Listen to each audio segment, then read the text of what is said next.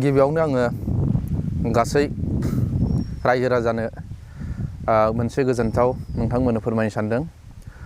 दिनै जोङो चिरां जिल्लानि बर' बिजोंनि खौरांगिरिफ्रा मोनसे थांखि लानानै जादों दि बे थांखियानो जादों बर'नि गेजेराव मोनसे खौरांगिरिफ्रा खौसेथि थानाय। बे खौसेथिखौ जों बोरैबा ज' जालायनो हायो बेखौ मोनसे सानलायनानै दिनैनि गोथार सान हिसाबै जोङो दिनैनि सानखौ गोथार सान हिसाबै जों फालिदों।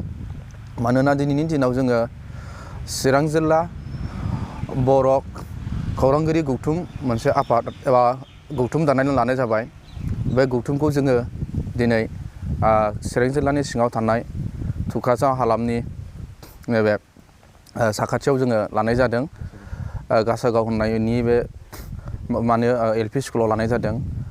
गुबै थांखिया जाहैबाय जोंना जाहाथे जोंनि चिरां जिल्लायाव जेसेबां बर' खौरांगिरि दं बिथांमोनजों जोङो जोंनि ओनसोलनि समाजाव मोजां गाज्रि रायजो राजानि सुखु दुखु गासै बिथिंखौ जोङो बोरैबा जोङो मोजां एबा जोङो आसि दिन्थिनानै फोरमायनो हायो, बेफोरबायदि नोजोर एबा थांखिखौ लानानै जोङो खामानि मावनो आवगायदों। आरो जों अरायसम चिरां जिल्लानि रायजो राजाफोरनि थाखाय जोङो अरायसम गोसो गोथारै आरो मोजां मोनसे मिजिं लानानै खामानि मावनो आवगायदों।